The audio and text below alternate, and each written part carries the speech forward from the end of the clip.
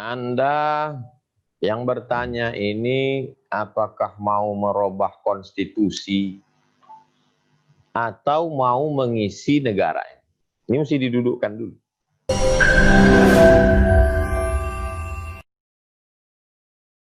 Jangan lupa subscribe, like, and share. Silahkan langsung membuka audionya, tapi saya punya pertanyaan titipan Ustadz nih. Ketika Rasulullah SAW itu wafat, cara yang dipakai untuk menentukan pemimpin ketika itu apakah juga ditanyakan satu persatu seperti model demokrasi sekarang ini, atau ada satu dewan syuronya, atau seperti apa ya Ustaz ya ketika menentukan pemimpin itu?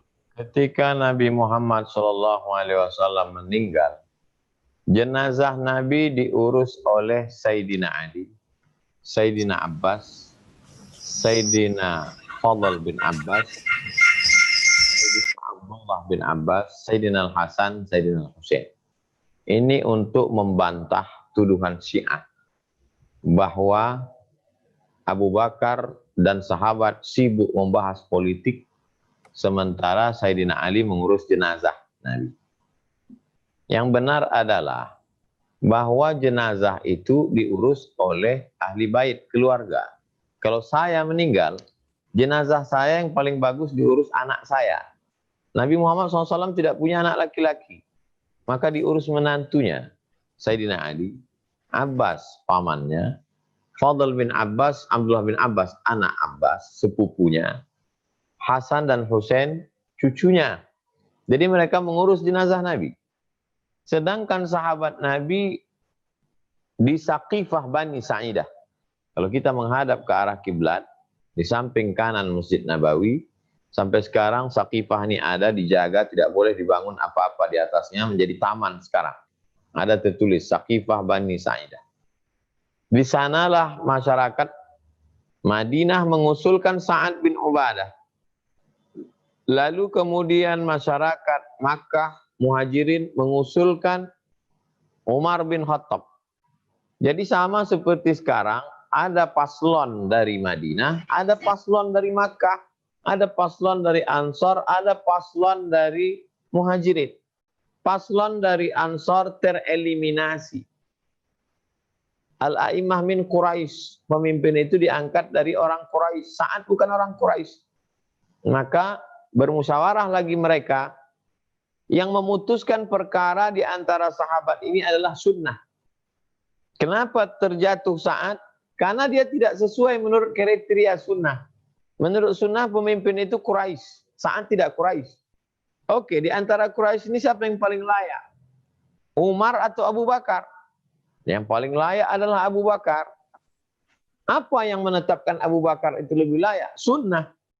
Karena ketika Nabi sakit, yang memimpin sholat adalah Abu Bakar. Pemimpin sholat itu imam. Imamatun sughra, imam kecil, menunjukkan dalil bukti terhadap imamatun kubra, imam besar. Imam besar maksudnya adalah imam pemimpin negara. Maka dibaiatlah. Baiat artinya sumpah setia. Sahabat-sahabat membaiat Abu Bakar Siddiq untuk menjadi pemimpin umat Islam. Menggantikan Rasulullah SAW bukan sebagai kenabian. La nabiyya ba'da. Tak ada nabi sudah Nabi Muhammad SAW. Tapi sebagai pemimpin umat Islam, yaitu Abu Bakar Siddiq. Dan Sayyidina Ali membaiat. Jadi kalau ada seorang imam, kita sebagai rakyat membaiat. Ubayyuka ala dinil Islam. Aku membaiat engkau menurut ajaran Islam, menurut sunnah Rasulullah, sami'na wa ata'na, kami patuh dan taat.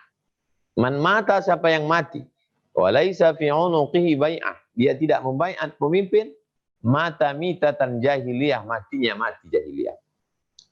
Nabi meninggal, dia tinggalkan sahabat memutuskan pemimpin dengan musyawarah. Abu Bakar meninggal, meninggalkan pemimpin dengan cara wasiat, naik Umar. Umar meninggalkan umat Islam dengan cara mengangkat pemimpin model baru, diangkat 6 orang, tim. Itu yang disebut dengan ahlul halli wal aqdi, parlemen. Utsman meninggal, diputuskan pengganti Sayyidina Utsman dengan musyawarah masyarakat yang ada di kota Al-Madinah Al-Munawwarah, maka dibayatlah Sayyidina Ali. Jadi keempat cara itu ada dalam pemerintahan Nabi SAW, Abu Bakar, Umar, Utsman, dan Ali.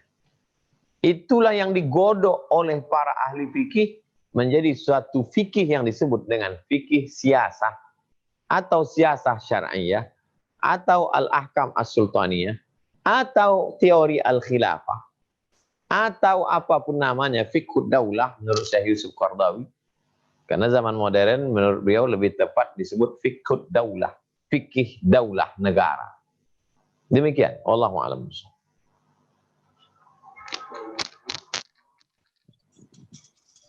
Baik Ustaz, ada pertanyaan lanjutan dari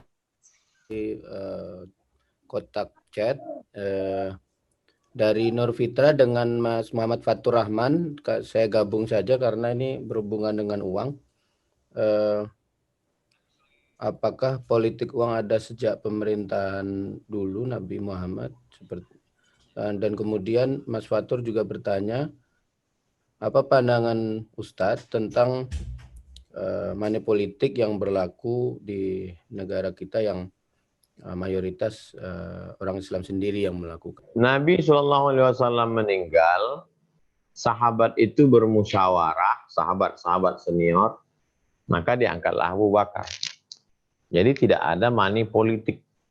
Apalagi gerakan mereka ini generasi salaf. Khairul qurun qarni, sebaik-baik abad adalah masa. Tsummal ladzina yalunahu, satu masa setelah itu. Tsummal ladzina yalunahu, satu masa setelah itu. 3 generasi pertama yang baik-baik, yang soleh-soleh ini disebut dengan generasi salaf. Abad 1, abad 2, abad 3. Jadi tidak terjadi money politik. Tapi hadis Nabi yang bersifat umum mengkonter akan terjadi money politik ada. La'ana Rasulullah SAW ar-rashi wal murtashi. Rasulullah SAW melaknat orang yang menyogok dan yang menerima sogok. Islam relevan untuk setiap zaman dan tempat. Jadi kalau ada orang bertanya bagaimana mungkin ada hukum money politik dalam Islam padahal zaman Abu Bakar, Umar, Utsman, Ali tak ada money politik. Dalilnya umum. Allah melaknat orang yang menyogok dan menerima sogok. Money politik itu sogok, suap. Karena kalau tidak ada musim pilkada, dia tidak akan keluarkan duitnya. 2, ayyuma lahmin, setiap daging di badan, nabata min haramin, kalau tumbuh dari yang haram, pannaru aulabi, tempatnya api neraka. Sepiring nasi haram karena duit sogok, dimakan menjadi setetes darah, menjadi darah daging, tempatnya api neraka. Itulah hebatnya agama Islam. Untuk sesuatu hukum yang khusus, tapi dalilnya bisa ditarik dari yang umum. Ada payung hukumnya. 3, rajulun as'as, seorang laki-laki yang rambutnya kusut, akbar, berdebu, yamuddu yadaihi ilas sama, tangannya dia tengadahkan ke langit. Doanya tidak dikabulkan. Kenapa doanya tidak dikabulkan? Mat'amuhu haram, makanannya haram. Masyrabuhu haram, minumannya haram. Malbasuhu haram, pakaiannya haram. Wa ghudhiya bil haram, dia disuap, diberi makan haram. Itulah dalil-dalil melarang money politik. Secara logika akal, kalau orang sudah mengulur uangnya banyak untuk duduk jabatan politik, maka setelah dia duduk, dia pasti gerakan pertamanya mengembalikan modalnya yang sudah jutaan, miliaran, triliunan. Itu sudah logika akal. Andai orang tidak beragama sekalipun, kalau dia pakai logika sehat akalnya, maka insya Allah dia akan bisa membedakan mana hak, mana batil, mana betul, mana batal, mana salah, mana benar. Lalu kemudian tentang masalah money politik ini Tidak hanya dilarang agama Islam, semua agama. Tidak ada yang membenarkan suatu perbuatan yang salah menurut akal sehat manusia. Jadi demikian tentang masalah money politik. Wallahu a'lam. Baik, Ustaz. Kita selingi kepada sahabat-sahabat baik yang di Malaysia dulu, yang tinggal di Kuala Lumpur khususnya, yang ingin bertanya secara langsung, kami persilahkan, kami berikan waktu untuk bertanya sekarang. Silakan dibuka satu dulu agar tidak berebut. Silakan dan langsung bertanya kepada. Oke, siap. Udah. Ustadz, Assalamualaikum. Nama saya Delil Khairat, Ustadz. Pertanyaan saya adalah, tadi Ustadz belum menyinggung lagi bagaimana kepemimpinan politik Rasulullah selama 10 tahun di Madinah.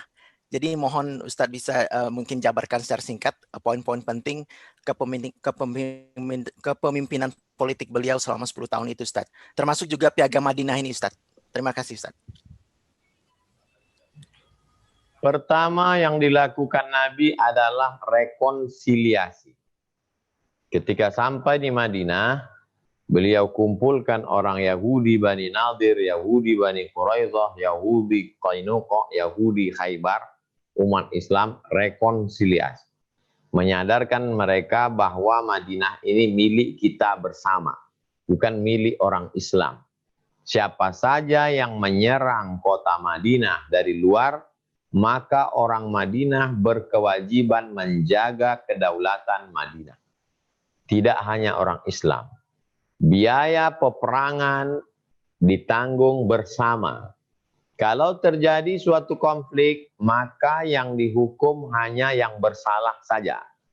Jangan orang Yahudi salah lalu di-sweeping semua Yahudi salah.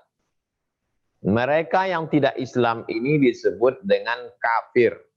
Kafir artinya tidak mau percaya kepada Nabi Muhammad. Tapi karena mereka berdamai dengan orang Islam, maka mereka disebut dengan kafir zimmi. Adapun orang Makkah yang memerangi Nabi Muhammad disebut dengan kafir harbi. Langkah pertama yang dilakukan Nabi SAW adalah rekonsiliasi. Yang kedua, membangun masjid. Itulah dia Masjid Nabawi.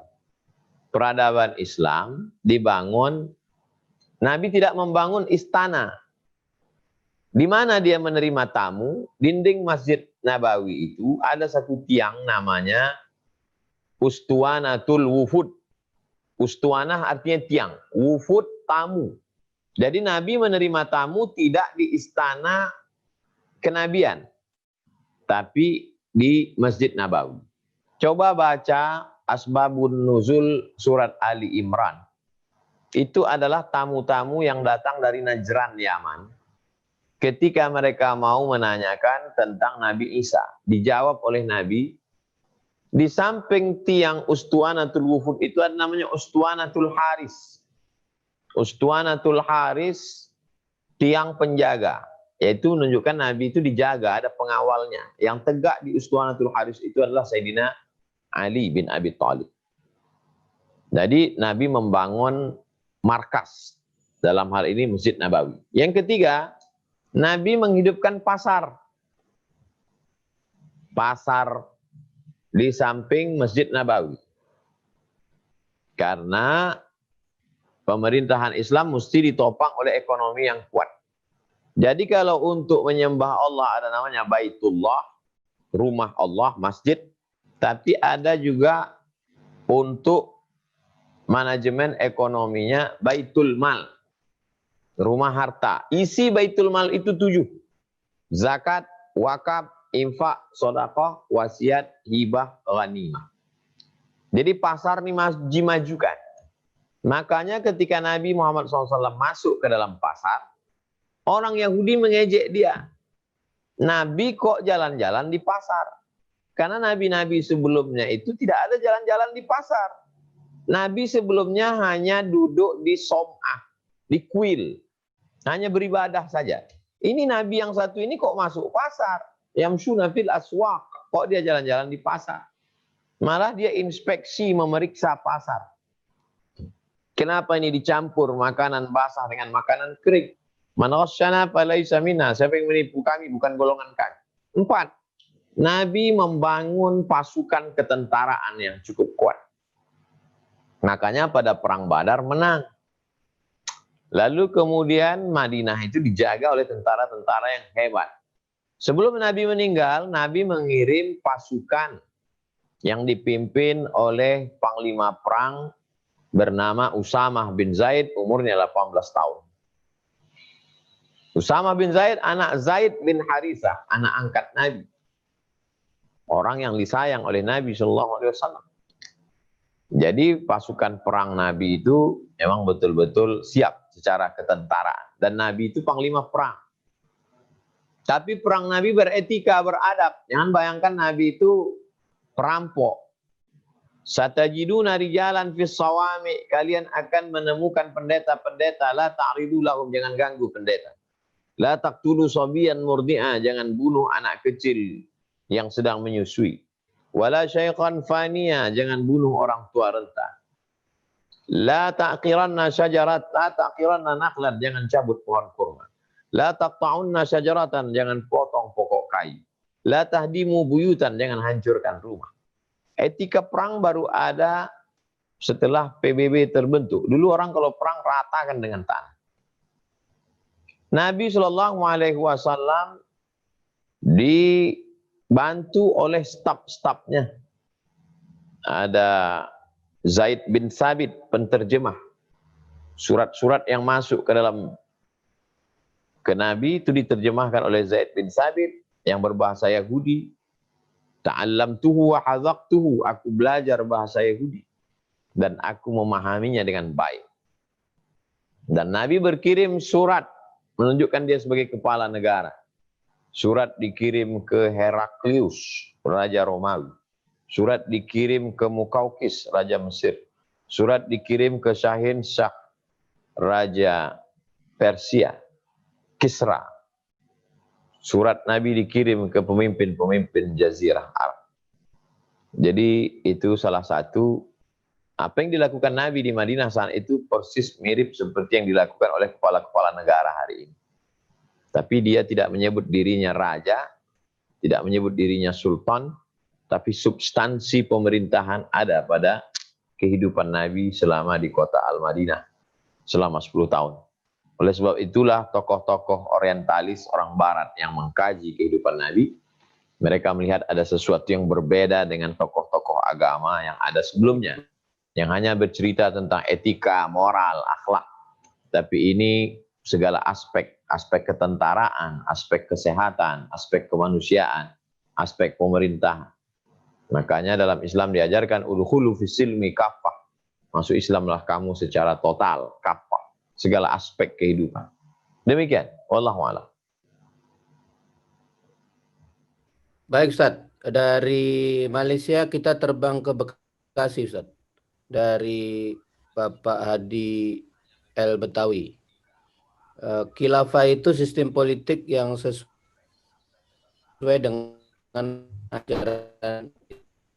Pertanyaan saya, kenapa sistem khilafah pada saat ini masih ada beberapa ulama yang belum mau menerima sistem tersebut, Ustaz? Ini saya tidak tahu apakah khilafahnya ini khilafah yang sedang ramai atau khilafah dalam konteks ini, saya tidak tahu. Maksud pertanyaan beliau ini. Sistem pemerintahan Islam itu disebut as-siyasah asy-syar'iyyah. Disebut juga al-ahkam as-sultaniyah. Disebut juga al-khilafah. Disebut juga fiqhus siyasah. Disebut juga min fiqhid daulah. 5 istilah. Semua ulama sepakat bahwa sistem ini ada, fakta, bukan fiktif, pernah diterapkan dalam kehidupan umat manusia. Ada bukti-buktinya. Dengan keberhasilan-keberhasilan. Lalu kemudian ketika Indonesia merdeka pada tahun 1945, maka berkumpullah founding father. Akhirnya mereka menyepakati negara ini berdasarkan Pancasila dan Undang-Undang Dasar 1945. Itu kesepakatan. Kesepakatan pemimpin-pemimpin negeri. Dari kalangan Nahdlatul Ulama, Muhammadiyah, tokoh-tokoh ulama, menyepakati negara kesepakatan. Menjalankan ketuhanan dengan menjalankan syariat Islam bagi pemeluknya. Lalu kemudian saudara-saudara kita dari timur ketakutan dengan istilah syariat itu. Sementara kita menghadapi Belanda dan Jepang. Tidak cukup waktu untuk membahas. Akhirnya umat Islam mundur selangkah demi persatuan. Dihilangkanlah menjalankan syariat Islam bagi pemeluknya dengan tetap mempertahankan Pancasila, ketuhanan yang Maha Esa. Jadi sebenarnya yang orang sekarang takut itu adalah labeling, label.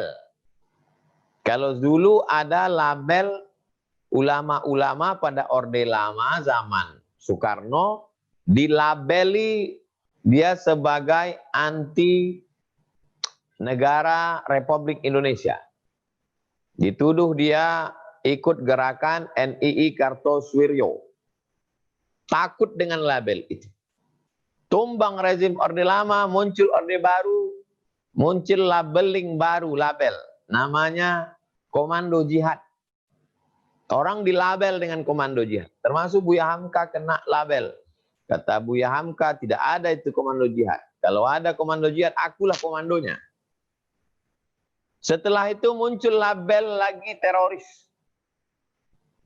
Sekarang muncul label khilafah. Siapa saja yang berani berkata vokal, maka dia akan kena label. Itulah yang ditakutkan orang. Karena kalau sudah kena label itu susah untuk bangkit. Label anti NKRI, khilafah, HTI, dan lain sebagainya. Saya mau bercerita karena judulnya adalah politik Islam. Kalau dalam Islam politik itu tidak ada, maka coba saudara-saudara pergi sekarang ke UIN, Universitas Islam Negeri, IAIN, Institut Agama Islam Negeri, STAIN, Sekolah Tinggi Agama Islam Negeri. Nanti di sana ada namanya Fakultas Syariah. Di Fakultas Syariah itu ada satu jurusan. Nama jurusannya Siasah. Ada satu jurusan itu di IAIN, di UIN. Nama jurusannya Jinayah Siasah. Jinayah pidana Islam, siasah politik Islam. Demikian. Wallahu a'lam. Baik, kita lanjutkan Ustaz. Ada yang mengantri untuk bertanya, dua penanya dari chatbox sudah mengangkat tangan. Kita persilakan dulu satu, nanti setelah ini kita bacakan dari box, dari chatbox. Bu Rita, silakan Bu, dibuka audionya dan diperkenalkan Ibu dari mana dan langsung ke pertanyaannya Bu. Assalamualaikum warahmatullahi wabarakatuh. Waalaikumsalam warahmatullahi wabarakatuh. Saya Rita Junita dari Makassar. Saya masih mahasiswa S2 Kenotariatan Fakultas Hukum Universitas Hasanuddin. Ustadz, izin bertanya, apa yang menyebabkan sistem kekhalifahan runtuh dan bagaimana cara kami pemuda untuk memperbaiki sistem politik yang saya rasa kurang baik sekarang ini. Ya, terima kasih Ustadz. Assalamualaikum warahmatullahi wabarakatuh. Waalaikumsalam warahmatullahi wabarakatuh. Sistem siasah syariah atau khilafah atau fiqhud daulah tumbang pada tahun 1924 ketika Turki Utsmani ditumbangkan berubah menjadi negara republik oleh Presiden Mustafa Kemal Atatürk. Seiring dengan itu maka kerajaan-kerajaan dari mulai kerajaan yang ada di Sulawesi, raja-raja yang ada di Papua, Raja Ampat, kemudian di Kalimantan ada kerajaan banyak sekali, yang paling atas, kalau dari atas kerajaan Brunei Darussalam, kemudian kerajaan Pontianak, Al-Gadriyah, kerajaan Sambas, yang dipimpin oleh sultan-sultan yang menerapkan hukum Islam. Dijajah oleh penjajahan di atas dunia, yang umumnya dijajah oleh negara-negara Eropa. Kerajaan-kerajaan di Malaysia dijajah oleh Inggris. Kerajaan Terengganu, kerajaan Perlis, kerajaan Perak, kerajaan Kelantan dijajah oleh Inggris. Kerajaan-kerajaan di Sumatera dijajah oleh Belanda. Sumatera, Inggris sempat juga masuk. Kerajaan-kerajaan, kesultanan-kesultanan yang memakai hukum Islam yang ada di Maroko, Tunisia, Aljazair, Mauritania dijajah oleh Spanyol. Buah dari penjajahan itu hancurlah kesultanan-kesultanan itu. Sehingga sultan-sultan itu ada yang bubar kesultanan itu, ada yang tetap ada sultan tapi tidak punya kekuasaan. Mereka menjadi sultan hanya dalam urusan adat istiadat dan urusan agama Islam. Diperkecil lagi agama Islam itu hanya masalah keluarga, nikah, cerai, tolak, li'an, rujuk. Masalah ekonomi, masalah pemerintahan pakai hukum penjajah. Hukum Belanda, hukum Inggris, hukum Perancis. Efek dari penjajahan itu. Lalu kemudian sampailah hari ini kita pakai sistem demokrasi. Pengangkatan kepala daerah kita adalah dengan cara voting. Suara terbanyak itulah yang menang. Demokrasi suara terbanyak, suara rakyat.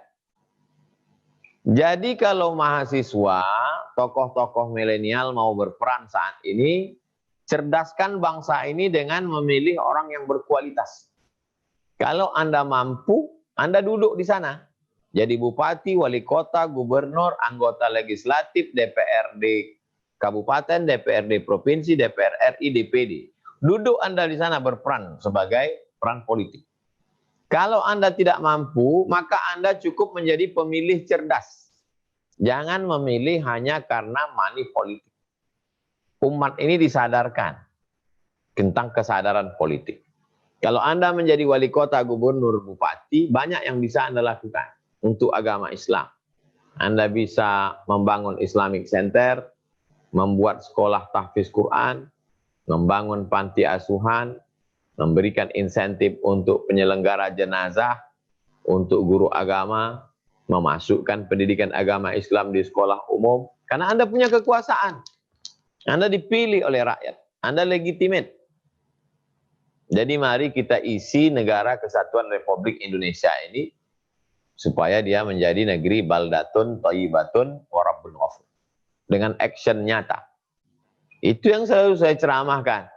Bahwa kekuasaan Anda, wahai Bapak Bupati, Wali Kota, Gubernur, segenggam kekuasaan di tangan Anda selama 2 periode, pakailah untuk menjadi amal jariah.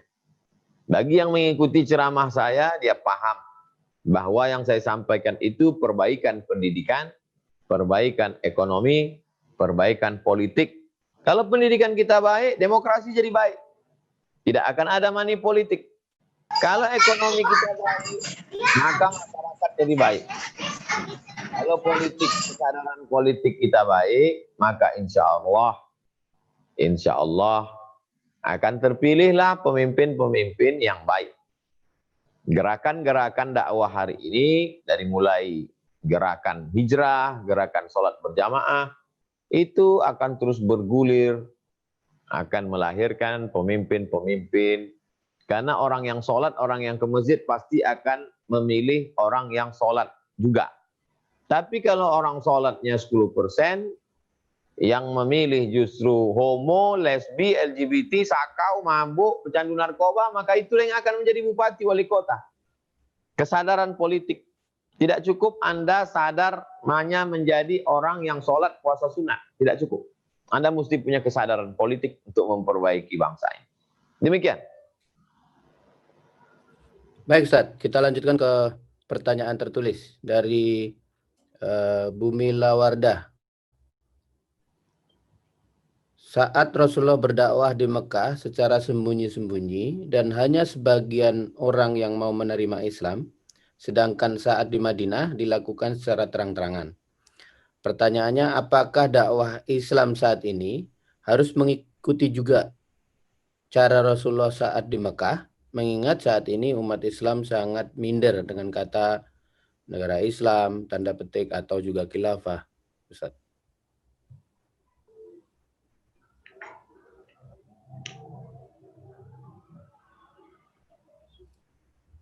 Anda yang bertanya ini apakah mau merubah konstitusi atau mau mengisi negara ini? Ini mesti didudukkan dulu. Kalau Anda mau merubah konstitusi, mau merubah Pancasila, mau menjadikan ini negara Islam, Anda akan masuk penjara subversif seperti yang dialami Buya Hamka. Buya Hamka tidak mau merubah negara Pancasila. Buya Hamka difitnah. Buya Hamka difitnah. Buya Muhammad Nasir difitnah. Mereka adalah orang yang cinta negara Kesatuan Republik Indonesia. Itu didudukkan dulu. Kalau yang Anda maksud adalah mengisi kemerdekaan Indonesia, isilah dengan kemampuan. Anda seorang ekonom, Anda seorang petani, Anda sebagai seorang peternak, isilah aspek-aspek lini-lini yang kosong itu. Tidak ada kita perlu sembunyi-sembunyi seperti periode Makkah. Memangnya kita takut kepada siapa? Mana Abu Jahalnya? Mana Abu Lahabnya? Anda mampu calonkan diri menjadi anggota legislatif, populerkan diri Anda dengan program-program, Anda akan dipilih orang. Kalau gagal, berarti masih perlu kerja keras lagi menyadarkan orang. Kenapa Anda tidak duduk? Karena ternyata DPT 100.000 orang yang memilih 50%. Plus satu yang ternyata menang yang punya duit. Berarti masih belum memahamkan masyarakat. Mungkin masyarakat paham, tapi masyarakat masih pilih orang yang banyak duitnya. Berarti kita masih belum berhasil. Pahami dengan baik. Insya Allah. Pahami dengan baik. Insya Allah bisa berperan. Tapi kalau tidak paham, dari awal tidak duduk masalahnya, maka akan sulit. Demikian. Wallahu a'lam. Baik Ustaz, kita lanjutkan ke chatbox. Pertanyaan selanjutnya. Apakah ini Ustaz? Bentar ya Ustaz. Nah ini. Oh ini sudah tadi. Bagaimana peran anak muda? Tadi sudah dijawab. Nah ini Ustaz, ada dari teman Putrajaya, Bu Luki Putrajaya. Piagam Madinah dicetus untuk menghadapi masyarakat yang majemuk saat itu. Para pendahulu kita juga mencetuskan Piagam Jakarta. Dalam kondisi seperti saat ini Ustaz, di negara kita, bagaimana agar semangat Piagam Madinah itu bisa dibawa kembali semangatnya? Bahwa orang Islam dan orang Yahudi bekerja sama menjaga kota Madinah. Coba dirubah itu terapannya di Indonesia. Bahwa orang Islam dan non-Muslim bekerja sama menjaga Indonesia dari serangan orang Makkah, dari serangan orang luar. Kita jagalah kedaulatan bangsa kita. Dari mulai kedaulatan negara itu jangan sampai orang asing masuk. Kita jagalah itu. Bukan hanya serangan tentaranya saja, dari serangan segala aspeknya. Jadi yang kita lakukan hari ini adalah menjalankan piagam Madinah. Sebagaimana Nabi dan sahabat dulu menjalankan piagam Madinah di kota Al-Madinah, Al-Munawwarah, begitulah hari ini kita menjaga Indonesia. Kebersamaan, keamanan ini tanggung jawab kita bersama. Kita angkat pemimpin yang bisa melindungi, mengayomi kita sesuai dengan kemampuan kita masing-masing. Demikian, wallahu a'lam. Baik Ustaz, kita lanjutkan kepada yang sudah mengangkat tangan dari tadi. Bu Nur Fitra, silakan Bu. Langsung saja sebutkan nama dan dari mana, langsung ke pertanyaannya. Silakan. Bismillahirrahmanirrahim. Assalamualaikum warahmatullahi wabarakatuh. Waalaikumsalam. Waalaikumsalam. Saya atas nama Nur Fitra dari UIN Alauddin Makassar mau bertanya bagaimana kegiatan dan sistem perpolitikan pada saat zaman politik Nabi Muhammad SAW. Sekian.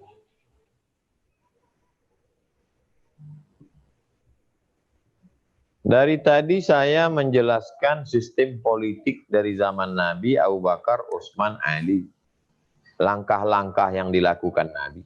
Sudah saya jelaskan semua. Baik Ustaz, kita lanjutkan lagi ke pertanyaan di box. Apakah zaman kepemimpinan Rasulullah SAW itu ada juga muslimah yang memimpin sebagai pemimpin baik wilayah ataupun pemimpin yang lain, Ustaz?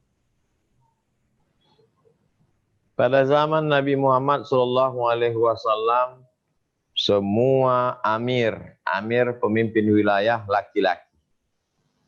Pada masa pemerintahan Umar bin Khattab, diangkatlah seorang perempuan bernama Ummu Syifa sebagai pemimpin wilayah Hisbah. Wilayah Hisbah, polisi pengawas pasar kota Madinah. Namanya Ummu Syifa. Itulah yang dijadikan dalil. Beberapa ahli fikih mengatakan boleh mengangkat pemimpin perempuan. Yang tidak boleh itu mengangkat pemimpin perempuan yang absolut tidak terbantahkan. Pemimpin mutlak, khalifah, amirul mukminin, sultan tak boleh. Tapi kalau mengangkat perempuan yang kekuasaannya terbatas, sebagai anggota legislatif, sebagai kepala daerah, boleh dengan catatan izin suaminya kalau dia ada suami. Dia memiliki kecakapan politik. Memang ahli dia di bidang politik. Kemudian pula dia tidak meninggalkan kewajiban. Dia tidak bersolek-solek jahiliyah. Dia tidak berdua-dua dengan yang tidak mahram. Kalau cukup syarat itu, maka perempuan boleh menjadi pemimpin politis dengan syarat dan ketentuan berlaku. Demikian. Wallahu a'lam. Baik, Ustaz, kita lanjutkan ke yang sudah mengangkat tangan karena waktunya sudah terbatas, sudah di penghujung waktu. Kita berikan satu penanya yang sudah mengangkat tangannya, Pak Andi. Silakan Pak, langsung konkret saja ke pertanyaan, nama dan pertanyaan. Silakan, Pak Andi. Assalamualaikum warahmatullahi wabarakatuh. Waalaikumsalam. Nama saya Andika Pratama, asal Makassar, mahasiswa dari UIN Makassar. Saya ingin bertanya Pak, apakah kita sebagai umat Islam bisa memilih pemimpin yang beragama lain? Sedangkan yang misalnya layak dia Pak, lebih layak daripada seagama kita sendiri. Terima kasih. Kalau antum tinggal di negeri mayoritas muslim, di Makassar, calonnya ada muslim, ada non-muslim, pilih yang muslim. Kalau calonnya sama-sama muslim, Pilih yang paling dekat ke masjid, paling peduli kepada program keislaman. Dengar baik, lihat baik. Kalau antum tinggal di negeri mayoritas non-muslim, di NTT, di Papua, calonnya sama-sama non-muslim, pilihlah non-muslim yang paling baik pada orang Islam. Begitu kaedahnya. Wallahu a'lam. Baik Ustaz, kita lanjutkan pertanyaan di box dari Ketua Pimpinan Cabang Muhammadiyah Istimewa Malaysia, Pak Sony Zulhuda. Beliau juga salah satu dosen hukum di Universitas Islam Antarabangsa. Apakah tugas amar ma'ruf dan nahi mungkar dapat dibagi-bagikan antara berbagai komponen umat, misal dalam konteks umat Islam Indonesia, Ustaz? La ta'murunna bil ma'ruf, ajaklah orang berbuat baik. Wala tanhaunna 'anil munkar, laranglah orang berbuat mungkar. La yushikanna ayab'atsallahu 'alaikum iqaban. Kalau kamu tidak melaksanakan amar ma'ruf nahi munkar, dikhawatirkan akan diturunkan hukuman. Summa tad'unahu, setelah hukuman itu turun, lalu kamu berdoa, fala yustajabu lakum, doamu tidak dikabulkan Allah. Semua komponen umat bangsa ini mesti melaksanakan amar ma'ruf nahi munkar sesuai dengan kemampuannya masing-masing. Dari mulai orang tua, ayah dan ibu beramar ma'ruf nahi munkar terhadap anak-anaknya, terhadap menantunya. Pak RT beramar ma'ruf nahi munkar terhadap wilayah kekuasaan terkecil di negeri ini. Pak Kades beramar ma'ruf nahi munkar terhadap wilayah desanya. Pak Camat, Pak Bupati, Wali Kota, Gubernur, Presiden, Ketua Ormas, Rektor, Direktur perusahaan.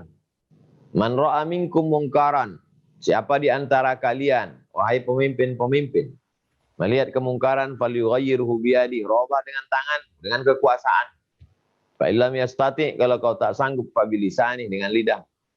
Fa illam yastati fa biqalbi, kalau kau tak sanggup maka dengan hatimu. Jangan kau ikut-ikutan. Wa dzalika adhaful iman, itulah selemah-lemah iman. Makin tinggi kekuasaan, makin bisa bernahi mungkar, makin besar dosanya kalau tidak melakukan nahi mungkar. Wallahu a'lam. Terima kasih Ustaz, jazakallahu khair.